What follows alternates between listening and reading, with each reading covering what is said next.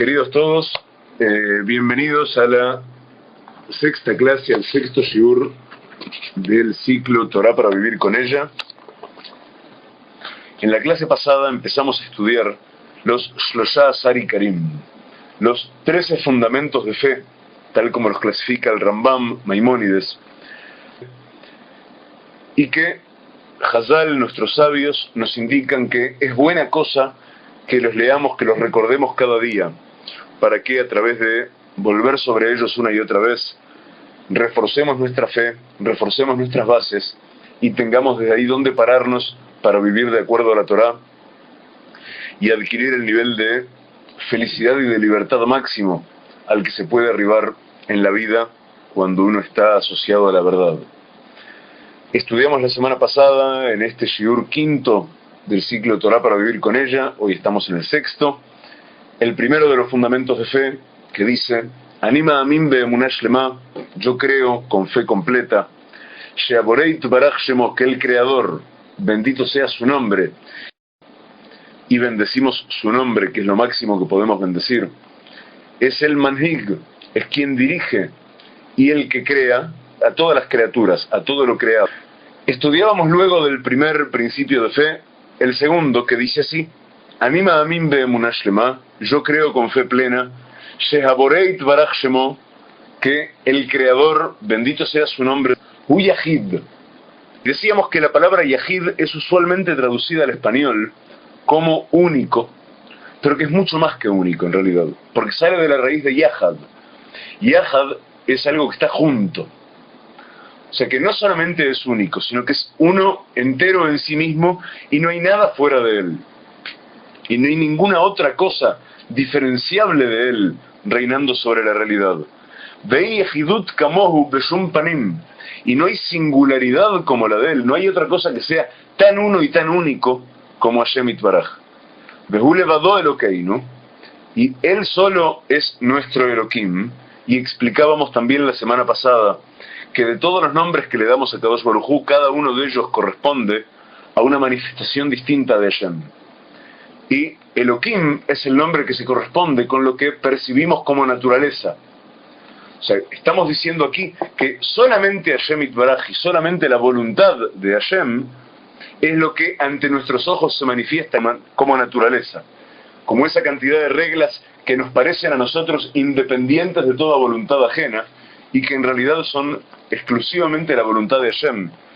Y eso explica que es la voluntad de Hashem la que puede producir milagros, esto es, sucesos que escapan a las reglas de la naturaleza en cada oportunidad en que corresponde. Y decíamos, Behu levado Elokeinu hayah hove ve'yeh, fue, es y será, porque está por encima del tiempo, porque el tiempo de Hashem es un tiempo no medible por nuestra percepción, es un tiempo que no tenemos modo de acceder a comprender. Decíamos en el tercer y último de los fundamentos de fe que estudiamos la semana pasada, el shiur está disponible en la sección llamada el Beit Midrash virtual. Si miran en la clase número 5 que aparece, que es la quinta de ciclo Torá para vivir con ella, la clase se titula Un punto de apoyo para mover tu mundo. Allí estuvimos hablando de estos primeros 3 fundamentos de fe. El tercero entonces decíamos que dice así: Anima amin be'emunah shlema, yo creo con fe completa, she'aborei tbarach shemo, que el Creador, bendito sea su nombre, eino guf, no es un cuerpo, no es algo limitado a la materia, no es algo que está sujeto a las reglas del tiempo y del espacio, como es lo que nosotros entendemos por un cuerpo. Y por consiguiente, dice así, velo yasiguhu mesigei haguf, y no es alcanzable, no es abarcable por aquello que es capaz de abarcar al cuerpo. O sea, nuestra percepción, nuestros sentidos, nuestra vista, nuestro oído, nuestro olfato, nuestro tacto, nuestro gusto, que son capaces de percibir lo que es físico, lo que es cuerpo en definitiva, no están preparados por esa misma razón para percibir algo que de ningún modo es un cuerpo, de ningún modo está atrapado en las características de un cuerpo. Y por eso aclara, Ve'ein lo shum dimion klal, y no hay nada que se le parezca. Llegamos así al cuarto de los 13 principios de fe, de los Shloshá Asar y Karim, tal como los resume el Rambam, Maimónides, y tal como nuestros sabios nos ordenan recordar cada día. El cuarto de los principios de fe va a decir así: Anima Amin, yo creo, y vamos a ahondar nuevamente un poquito en el significado del yo creo, ahora que volvemos a intentar aprender en qué yo creo. En español tendemos a equivocarnos con el sentido de qué significa creer, por aquello de que, entre otras cosas, fe y creer parecen significar cosas muy distintas, son raíces, son palabras completamente diferentes. No es así en hebreo, y se suma en hebreo un significado más, que es el que en español está en el origen de la palabra fe. La palabra fe en español sale del latín fidas fidelitas. Fidelitas es la fidelidad.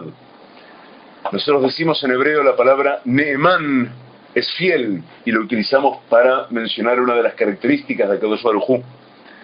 Y así como decimos neemán y decimos también amén al final de una barajá, al final de una tefilá, que eso se ha trasladado a casi todos los idiomas del mundo, amén es una forma de suscribir, de decir yo soy fiel, yo doy testimonio de todo lo que aquí se está diciendo.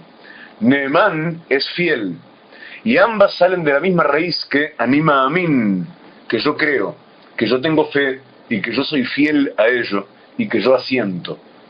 Y de esa misma raíz sale emuná, que se traduce por fe. Entonces, cuando decimos anima amin be emuná shlema, con emuná completa, estamos diciendo que yo me debo involucrar, que yo me involucro por completo en esa relación que va de mí hacia Kadosh Baruj Hu y de Kadosh Baruj Hu hacia mí.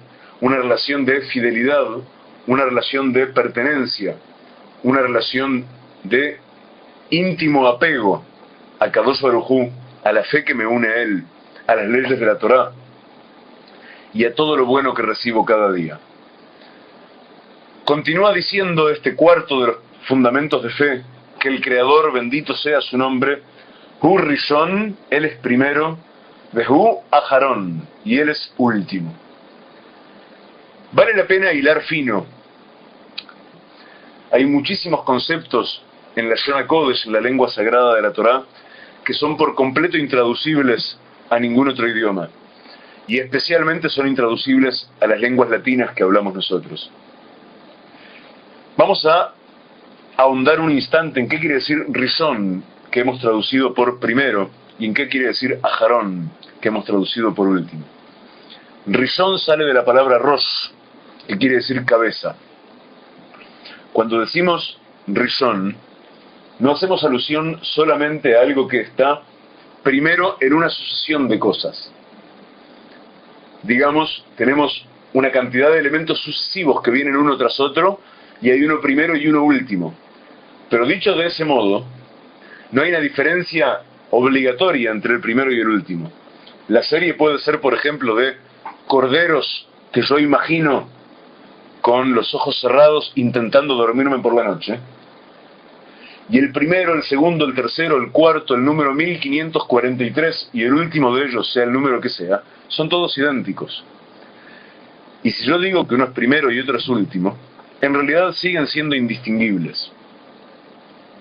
Cuando yo digo primero y último, pero lo digo en hebreo, en el idioma de la Torá, al decir primero estoy diciendo algo muy distinto. Estoy diciendo el primero en una escala de valor. Estoy diciendo el primero es la cabeza de la sucesión, es la mente de la sucesión. Y todos sabemos que sin cabeza, sin mente, no hay ninguna otra cosa en la creación. La Torá empieza diciendo Bereshit bara Elohim, que lo traducimos habitualmente por en el principio creó Hashem el cielo y la tierra. Pero en esa palabra Bereshit, el corazón de esa palabra Bereshit, es la palabra Rosh, la palabra cabeza. Por eso Reshit lo traducimos por principio, por inicio. Explican nuestros sabios que Bereshit puede ser traducido como se suele traducir en el principio, pero también puede y es válido traducirlo como con el principio. se preguntan nuestros sabios en el Midrash, ¿qué vendría a significar esa frase si nosotros la traducimos por con la cabeza creó Hashem el cielo y la tierra? Contestan nuestros sabios en el Midrash que ambas traducciones son válidas y que la segunda hace alusión a la Torá. Cuentan nuestros sabios en el Midrash que la Torá fue entregada a los seres humanos por manos de Moshe en el Sinai hace 3700 y pico de años. Pero ese no es el origen de la Torá. La Torá es un mapa de la creación que preexiste a la creación. Explican nuestros sabios en el Midrash que la Torá fue creada por Akadosh Baruj Hu 974 generaciones antes de la creación del mundo. Uno puede preguntarse cómo había generaciones antes de la creación del mundo. Desde antes que hubiera mundo hay tiempo. Akadosh Baruj Hu, en un punto determinado del tiempo, que es una creación muy anterior, decide crear el mundo. Crear un mundo revelado. Hay un mundo en potencia, pasa a haber, a partir de la creación, un mundo manifiesto, una realidad manifiesta. Y había una realidad espiritual anterior a ella. Entonces había esas 974 generaciones que no llegaron a nacer en realidad. Y 974 generaciones antes de la creación del mundo, fue creada la Torá como mapa de la creación del cosmos. Entonces decimos nosotros al inicio de Bereshit, al inicio de la Torá, al inicio del libro del Génesis, Bereshit bara Elohim, con el Reshit, con el principio, con lo primero, utilizando lo primero, creó Hashem los cielos y la tierra, utilizando la Torá. En esa acepción de la palabra Reshit, de la palabra Rishon, que comparten la misma raíz en Ibrit, y ambas salen de Rosh, de cabeza, es que estamos diciendo aquí, en el cuarto de los fundamentos de fe del Rambam, decimos que Hashem, Boré Olam, el creador del mundo, Itbaraj Shmo, sea bendito su nombre, que es lo máximo en realidad que podemos bendecir. Rishon, es el primero, es la cabeza, es de donde todo emana. Y no solo es de donde todo emana en primera instancia, es de donde todo emana a cada instante. Y no solo eso, también Behu Ajarón. Ajarón lo traducimos habitualmente por último. Pero es último naciendo de la raíz de Ajar. Ajar es dos cosas. Ajar es luego, pero Ajar también es la misma palabra que Ajer. Y Ajer es otro. Y vale la pena que ahondemos en esto. Hay un secreto muy importante en esto de que en hebreo la palabra otro y la palabra luego sean la misma palabra. Lo único que distingue a dos elementos sucesivos, lo único que distingue eventualmente al cordero número 526 del cordero número 527 en la sucesión de las ovejitas que yo cuento para dormirme, y perdón, entre paréntesis, no cuento ovejitas para dormirme, lo único que los podría distinguir entre ellos es que sean distintos. Es que haya algo distinto entre ellos. Que, por ejemplo, yo les ponga nombre. Entonces, van a ser claramente diferenciables. O que uno sea negro y otro sea blanco, o que tengan manchas distintas, o que uno sea cojo. Entonces van a ser diferentes y van a ser obviamente sucesivos. Si son iguales, tanto da eso de que sean sucesivos. Lo único que hace reconocible a lo sucesivo en su carácter de sucesivo es que sea un elemento distinto del otro. Y esa es la base de nuestro aprendizaje de la historia. Dicen los historiadores, cuando establecen el valor que tiene para una persona estudiar historia, nos dicen aprender el pasado, entender el presente y construir con más sabiduría el futuro. Pero la mayoría de los que no tienen Torá, la mayoría de las culturas del mundo, les falta un parámetro cierto, un parámetro objetivo, a partir del cual juzgar lo bueno y lo malo y descartar dentro de ese aprendizaje respecto del pasado. pasan a estar en una situación en la cual, sí, está bien, tienen muchísima información, pero no tienen modo de calificar esa información. Yo aprendo historia para aprender el pasado y por consiguiente entender el presente. Hasta ahí vamos casi bien, pero desde ahí construir más sabiamente el futuro no tengo manera. No tengo manera porque voy a utilizar el pequeñísimo criterio carente de toda perspectiva que me da mi pequeñísima lógica personal, o peor todavía, que me da mi sistema de conveniencias. Y en realidad, yo sin Torah no tengo la menor idea de realmente qué me conviene. Me quedé sin nada. Realmente no gané nada. Si yo sí tengo Torah, entonces lo distinto se hace verdaderamente sucesivo. ¿Por qué se hace verdaderamente sucesivo? Porque de cada cosa yo tengo algo que aprender y tengo cómo calificarla. Entonces no voy a volver a cometer el mismo error que ya fue cometido. Porque ahora yo tengo la Torah que me permite analizar cada acción y cada evento de la historia, me permite analizarlo y saber si es bueno o malo. Y tomar una enseñanza real de eso, que me va a permitir haber avanzado ahora de verdad y tener una progresión. Entonces, Aharón, el último, es el último de todo lo último. Es el último en términos de la meta de todas las metas. Cuando decimos entonces, yo creo con fe completa que el Creador, bendito sea su nombre, Hurrishon, Él es primero y Él es cabeza. Beú Aharón, y Él es último y es la meta.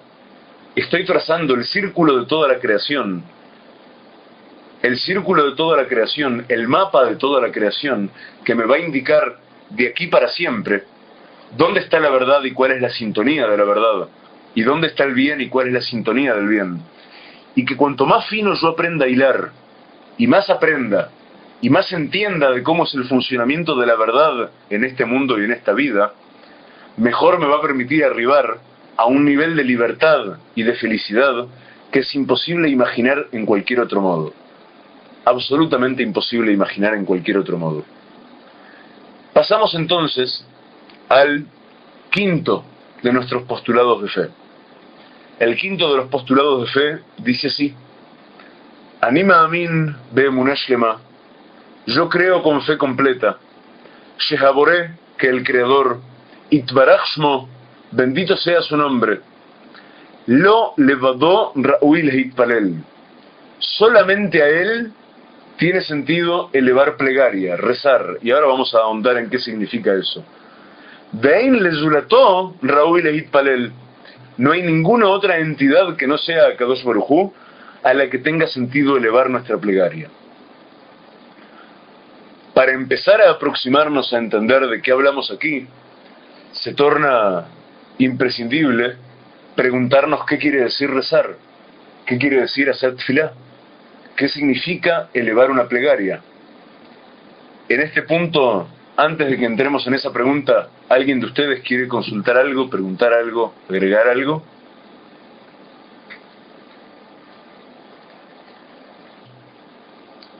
¿Qué quiere decir el Rambam cuando nos dice que solamente a Hashem tiene sentido que le elevemos una plegaria? Que solamente ante Kadosh Baruj Hu tiene sentido que elevemos nuestros ruegos. Hay dos raíces que se aunan en la palabra tefilá. Y lo que voy a decir es en sentido muy básico, porque en realidad hay una enorme cantidad de sentidos en la síntesis de la palabra tefilá que traducimos por plegaria. Para empezar, hay ahí una raíz palel, que tiene que ver con hablar, que tiene que ver con musitar, y hay una raíz de lipol, que tiene que ver con caer. La mejor imagen que se me ocurre para traducir la palabra tefilá, la palabra que traducimos por plegaria, es derrumbarme hablando. Si me digo a mí mismo esa expresión, me resulta muy fuerte y me pregunto, ¿cómo puede uno derrumbarse hablando a Kadosh Baruj Hu? Y la primera imagen que me viene a la cabeza, me vienen dos. La imagen de Kant al inicio de la crítica de la razón pura, cuando dice que él experimenta dos sensaciones cuando se para solo en medio de la noche y mira en derredor y piensa. Primero, mira en derredor y ve la magnificencia del universo y se siente minúsculo. Siente que el universo es grandioso y que es perfecto y que es obviamente obra de un creador, no puede ser de otro modo. Es matemáticamente perfecto. El orden de todas las cosas en el universo, si uno se pone a analizarlas con cuidado, el movimiento de los cuerpos celestes, el modo en que se desplazan a nuestro cielo, el orden de las estaciones, el funcionamiento de la naturaleza, el funcionamiento de la psique humana, el funcionamiento de nuestros sentidos, da de resultas tal sensación de perfección que dice Kant, me siento infinitesimal, me siento minúsculo frente a todo eso.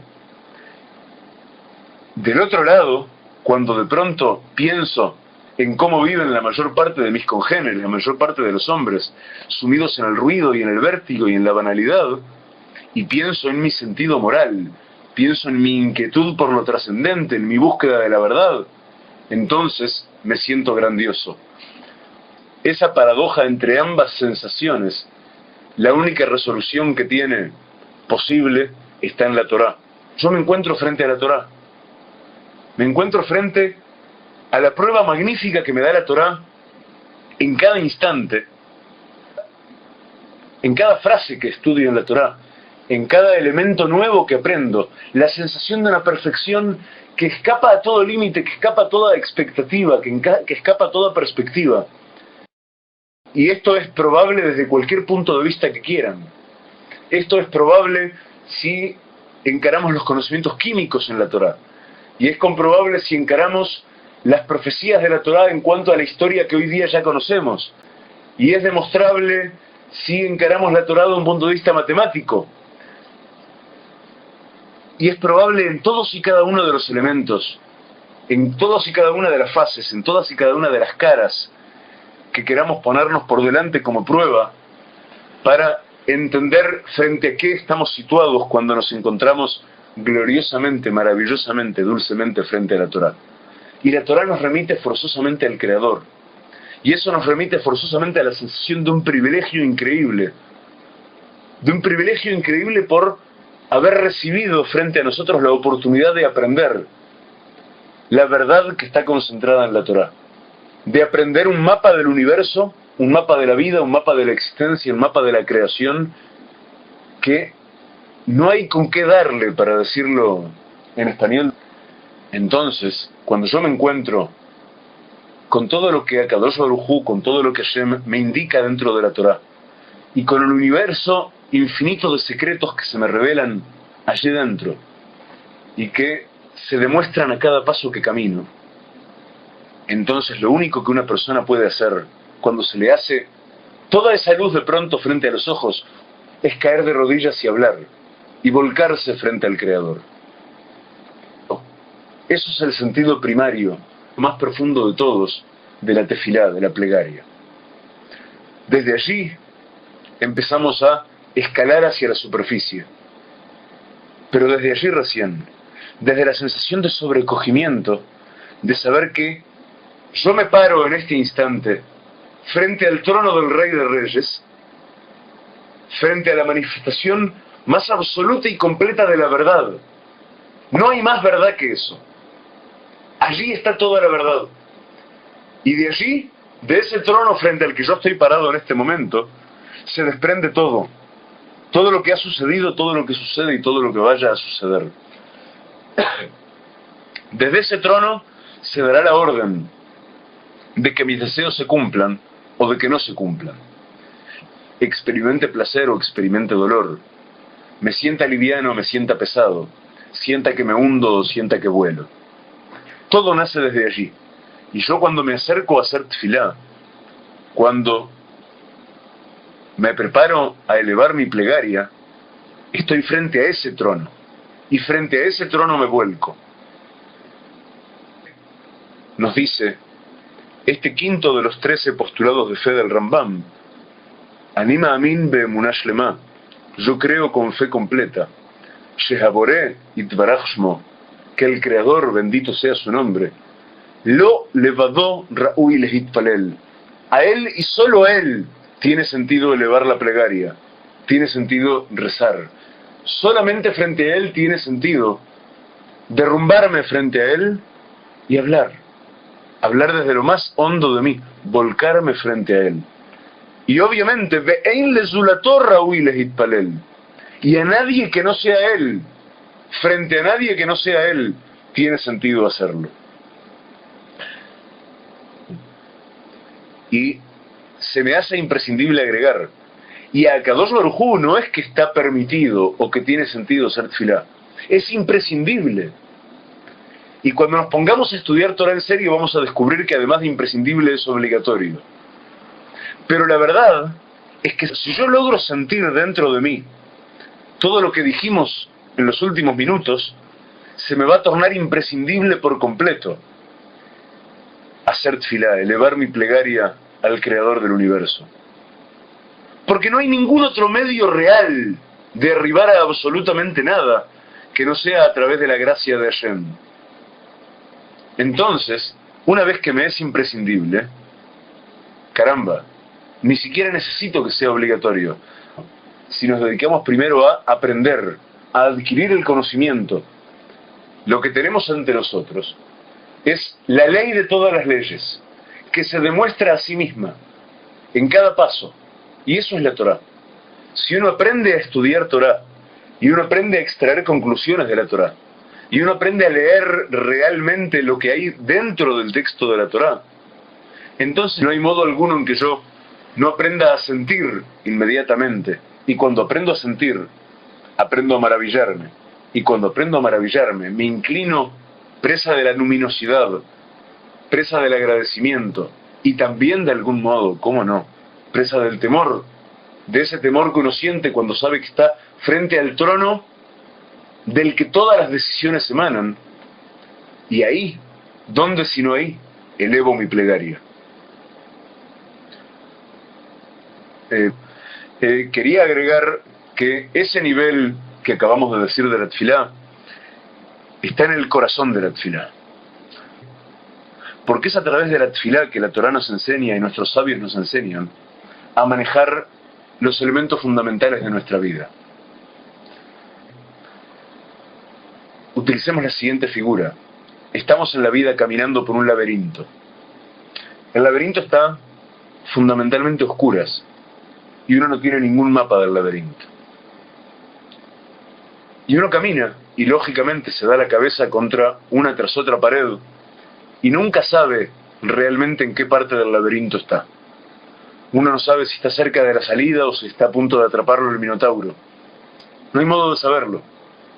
De pronto, alguien te acerca un mapa. Descubres que hay un mapa. Ese mapa lo primero que te muestra es el camino desde donde tú estás parado hasta el interruptor de la luz. Entonces, tú sigues las indicaciones, caminas, tanteas con la mano y presionas el interruptor de la luz. ¡Caramba! Ahora ya se ve. Ahora sé que estoy en un laberinto, pero aún no sé realmente ni a dónde debo llegar, ni dónde queda la salida, ni qué peligros me acechan. Hasta que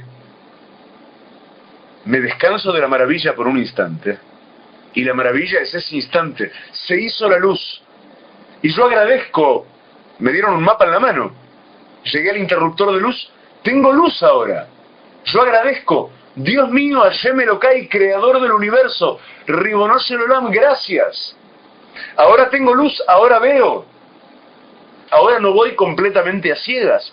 Es cierto, todavía no tengo la menor idea de dónde estoy. Yo necesitaba luz para ver, y tú me diste luz. Presioné el interruptor de la luz, abrí la Torá, me busqué un rab, me busqué un maestro, me busqué a alguien que supiera enseñarme realmente cómo se lee esa Torá, y prendí la luz. Y ahora que prendí la luz, caramba, Resulta que mi mapa es mucho más completo de lo que a mí me pareció en primera instancia. Cuando recién me diste el mapa, yo creía ver solamente el camino hasta el interruptor de luz. Y yo pensé que el mapa me iba a servir solamente para llegar hasta el interruptor de luz. Les voy a contar un secreto en medio de este mayal, en medio de esta metáfora. A la mayoría de la gente le pasa eso. La mayoría de la gente ni siquiera le pasa esto. Pero la mayoría de la gente que logran llegar hasta el interruptor de la luz, les sucede que la luz se les hace tan fascinante. De pronto entender la forma de las paredes del laberinto, de pronto ver alrededor se les hace tan fascinante que ya se olvidan por completo de que tenían un mapa mucho más completo que ese en la mano. Y empiezan a caminar caóticamente, valiéndose de la pequeña ventaja que tienen, ahora que ellos tienen luz, sobre aquellos que siguen caminando a oscuras. Muy pocos, muy pocos, son capaces de trabajar sobre sí mismos y darse cuenta que la luz, esa luz inicial, es solamente un primer paso, y de pronto ese mapa es muchísimo más completo y explica todo. Y entre las cosas que explica este mapa está que, en términos muy generales, pero si yo actúo bien voy a crear bien, y si yo actúo mal voy a crear mal, y si yo como los alimentos que me van a dar buenas energías para mi alma, entonces mi alma va a disponer de buenas energías, de energías puras, con las que ejercer el bien, y que si yo cuido mis ojos y no permito que mis ojos se prostituyan, que mis ojos se degraden con cosas que solamente van a alimentar mis bajos instintos, entonces mis ojos me van a ayudar a crecer en sacralidad, y yo voy a ser más elevado, y voy a ser más sagrado, y voy a ser más puro, y voy a ser mejor. Y al mismo tiempo que mi mapa, ahora que tengo luz, me enseña todo eso, también me enseña el poder de la palabra. Y del poder de la palabra estuvimos hablando en la tercera y en la cuarta clase de este ciclo. La clase que se llamó la palabra que te construye y la clase que se llamó la palabra que te destruye. Y así como nos enseña todo eso, precisamente en el poder de la palabra, la forma más alta del poder de la palabra a la que podemos arribar está en lo que llamamos rezo, en lo que llamamos plegaria. Está en eso que ejercemos cuando aprendemos realmente a hacer tfilá. Y ya no solamente nos caemos y nos derrumbamos, como dijimos al principio, nos derrumbamos hablando, nos volcamos hablando frente al Creador, sino que luego de eso sabemos qué pedir, sabemos qué agradecer, sabemos para qué pedir fuerza, sabemos para qué tiene sentido que pidamos éxito, porque sabemos en principio qué se nos va a conceder de acuerdo a lo que pidamos. Y sabemos, porque así se nos ha contado y así se nos ha explicado, cuáles son las reglas que rigen nuestra vida y la vida del mundo en el que nos ha tocado vivir. Porque sabemos a qué hemos venido a esta vida. Y si sabemos todo eso, la tfilá entonces es, por ejemplo, la más importante de nuestras actividades para el sustento en este mundo material. Porque sí es cierto que, y nos lo enseña la Torá, que el hombre debe hacer un esfuerzo, debe poner de su parte esfuerzo real, físico incluso, para ganarse su sustento en el mundo material. También sabemos que creer que de lo que uno hace se desprende de modo inmediato y sucesivo, como causa y consecuencia, de cómo trabaje yo y de qué trabaje yo, se va a desprender cuánto dinero voy a ganar. La Torá nos enseña que eso es apenas una ilusión. La Torá nos enseña que nosotros debemos poner nuestra cuota de esfuerzo, pero que en realidad nuestra parnasá, nuestro sustento, depende de Hashem. Y como depende de Hashem, es como mínimo tan, y probablemente más importante, la tfilá que elevemos, la plegaria que sepamos elevar a Kadosh Baruj Hu para pedir lo que nos corresponde, para pedir lo que en definitiva está reservado a nosotros. Y yo supongo que muchos de nosotros me ofrezco a mí mismo para brindar testimonio de que esto que acabo de decir es exactamente así. Pero no es automático. Primero, hay que aprender a desprenderse de todos esos prejuicios, esas rigideces internas que nos hacen desconfiar y no nos permiten realmente cumplir con el sentido literal de la palabra tefilá, derrumbarnos, caer frente a Kadosh Baruj Hu y volcarnos frente a Kadosh Baruj Hu enteros. Y segundo, luego de eso, hay que tener la paciencia y la dedicación y la devoción y la capacidad de concentración y la fe. Entonces, miren cuánto tenemos para aprender, apenas de una frase. Y fíjense que cuando decimos los principios de fe codificados por el Rambam, estamos hablando de una codificación relativamente reciente. En Sefarad, estamos hablando de algo que está escrito por el Rambam, que viene mucho después de Moshe Rabbeinu, mucho después de la Torá, mucho después de la Gran Knesset, mucho después del Beit HaMikdash, del Gran Templo de Jerusalén. Viene mucho después de muchas generaciones de aprender Torá y de enriquecer las explicaciones de la Torá. Cuando ya el contenido de la Torá se va desgranando para tornarse accesible a nosotros. Fíjense, sí, sobre frases codificadas en ese tiempo, tanto más cercano a nosotros que a la entrega de la Torá en el Sinaí. Si sobre cada frase codificada por el Rambam podemos hablar media hora, 40 minutos, yo les aseguro aquí que no hemos comenzado apenas. Estamos haciendo una primera aproximación superficial al verdadero sentido de cada uno de estos principios de fe. Cuánto más infinito ha de ser, cuánto infinitamente profundo y cuánto infinitamente vasto y cuánto infinitamente maravilloso ha de ser el estudio de las fuentes anteriores, las fuentes primeras de la Torá.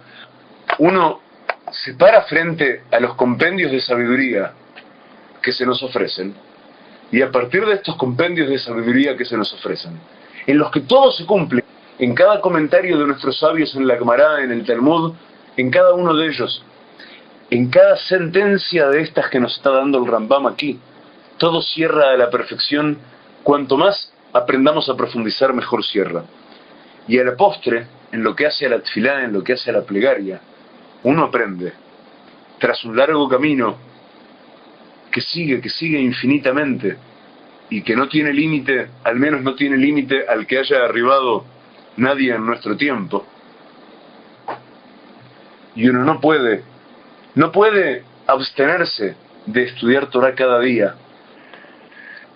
Y por eso nos enseñan nuestros sabios que por fuerza de nuestra Torah y por fuerza de la primera generación de Yehudim que sean capaces de vivir realmente de acuerdo a la Torah en todos sus aspectos, empezando por todos los aspectos morales, empezando por todas las mitzvot que tienen que ver con cómo ha de comportarse el hombre respecto de su prójimo, y siguiendo por todas las mitzvot del hombre respecto de sí mismo y respecto del Creador.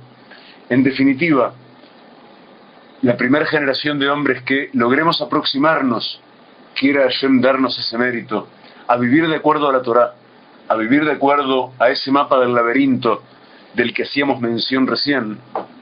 A partir de esa generación, Bezrat Hashem, a más tardar, va a venir el Mashiach, va a venir la época de redención, que es mucho más importante que la persona de un Mashiach, que no es el punto relevante. El punto relevante es que va a comenzar, por fuerza de esa palabra, por mérito de esa acción de todos y cada uno de nosotros, va a llegar la era de la redención, la era en que se va a hacer la luz, se va a prender la verdadera luz para nuestro laberinto, esa luz que va a iluminar a nuestros ojos el sentido no solo de lo que hemos de vivir, sino también de lo que estamos viviendo y de cuanto hemos vivido hasta ahora.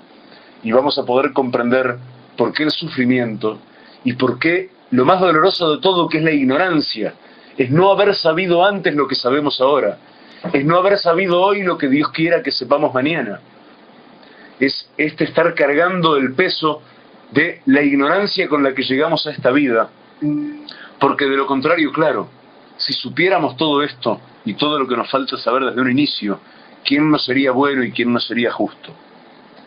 Y por eso es que el tipo de estudio que estamos haciendo en el día de hoy, así como en la clase pasada, cada uno de los ítems empieza diciendo: yo creo con fe completa, yo tengo fe, porque es absolutamente imposible abarcar todo este universo del mapa de la Torá con el entendimiento, con el conocimiento. Es absolutamente imposible siquiera abarcar con el entendimiento y con la lógica el tamaño, la magnitud de lo que nos resta por aprender.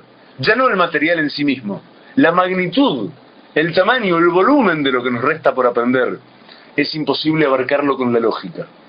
De modo tal que el único camino, el único acceso que tenemos a una vida basada en la Torá, el único acceso que tenemos a realmente hermanarnos y aferrarnos a la verdad y a partir de ahí cumplir con el propósito de nuestra vida y adquirir, y esto solamente lo puedo decir en palabras que significan tan poco, pero cada uno habrá de sentir dentro de sí, cada uno a su nivel y cada uno en su punto del camino, la sensación maravillosa de estar acercándonos a medida que aprendemos de la verdad, estar acercándonos a un punto de no retorno en términos de libertad y de felicidad. ¿Cuánto más libre soy cuando sé un poquito más de la verdad que se me demuestra palmariamente ante los ojos? Y cuánto más disfruto cada una de las maravillas de la vida. Queridos todos, como siempre, pero más que nunca, con este Beit Midrash lleno de gente, Baruch Hashem Yitbaraj, cuánto es para mí un honor haber compartido con ustedes. Qué honor fantástico significa para mí y cómo me enriquece el alma que estemos todos juntos aquí, dedicados a aprender Torah, a estudiar Torah, a crecer, a estar más cerca de la verdad a cada instante y a trabajar juntos por esa verdad que atraemos con nuestra tefilá, que atraemos con nuestro estudio de la Torah, que atraemos con nuestro amor.